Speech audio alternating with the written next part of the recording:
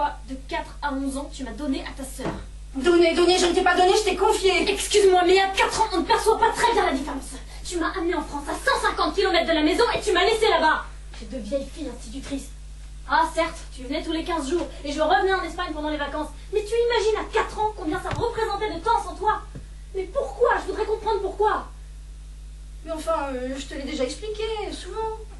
Redis-le-moi, s'il te plaît. Encore? Encore. Bon...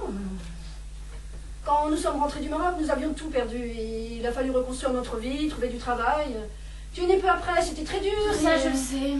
Au moment d'entrer à l'école, tu as pensé que ce serait mieux pour moi d'aller étudier en France. Et tiens, miracle, a surgi à point nommé cette sœur, providentielle, directrice d'école et sans enfants. Et hop, tu m'as expédié.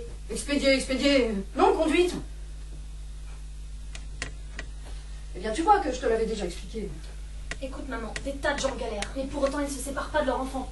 Je pouvais très bien étudier en Espagne. Je n'ai pas été une bonne mère. Tu as été une mère à temps partiel. Et je ne sais pas si tu t'intéressais vraiment à ce que je ressentais. Tu as cherché à me faire plaisir, pas à m'élever, à m'apprendre la vie.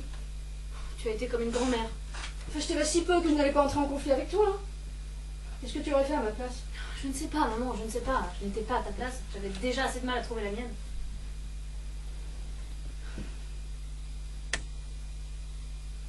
Parfois, tu me faisais peur. Peur? Tu pouvais être si violente, c'est excessif. Je me contenais tellement chez ma tante qu'arrivé ici, il fallait que ça sorte.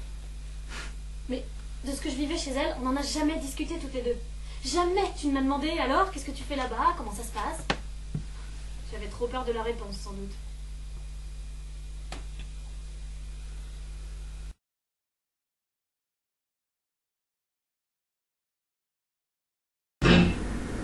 C'était la fille d'un négociant et le garçon d'un fabricant.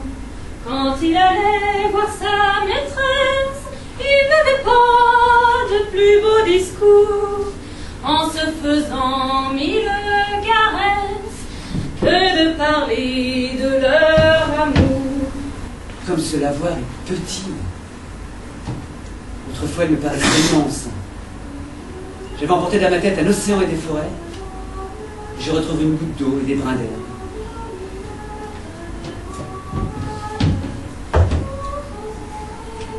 Quelle est donc cette jeune fille qui chante à sa croisée derrière ces arbres? C'est Rosette, Seigneur, la sœur de lait de votre cousine Camille.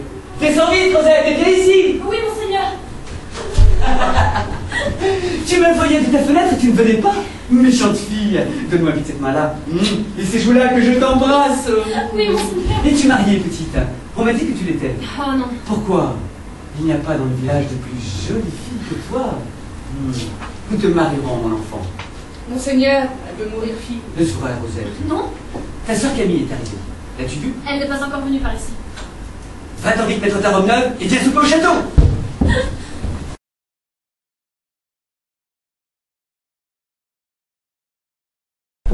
Attends. Mais, je me demande bien ce qu'il leur a pris quand même. Tu m'as dit que c'était à cause de la photo, mais là, il n'y avait personne pour la regarder.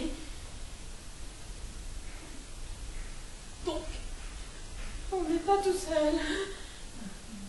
Où c'est pas ça? Hein? Tu reçois bien d'être trompé? Toi? Oh non, il s'est trompé. Oh, Camille, c'est bon, ça arrive à tout le monde de se tromper. Allez, c'est bon. Camille, je suis fatigué, je suis crevé, on verra ça demain. Allez, sur. Ça va, j'arrive.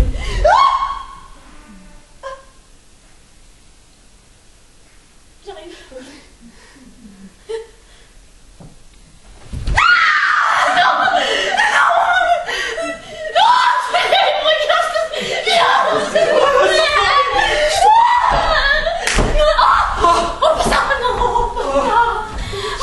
Camille, je crois que c'est les plombs qu'on sautait. T'as pas un briquet? Et je fume pas. Oh merde, c'est con aussi ça. C'est toi? Julien? Restez! Oh, je vais mourir là. Julien! Sans commentaire. C'est le pantin qui dirige tout. Ouais, mais j'ai l'impression. Qu'est-ce qu'on fait? Je sais pas. Ah, si. On l'attrape. Ouais. On le met dans le coffre. On ferme le coffre à clé. Tu manges la clé et le tour est joué. Toi, mais sors de là! Je sais pas, on pourrait le faire demain, non? Regarde,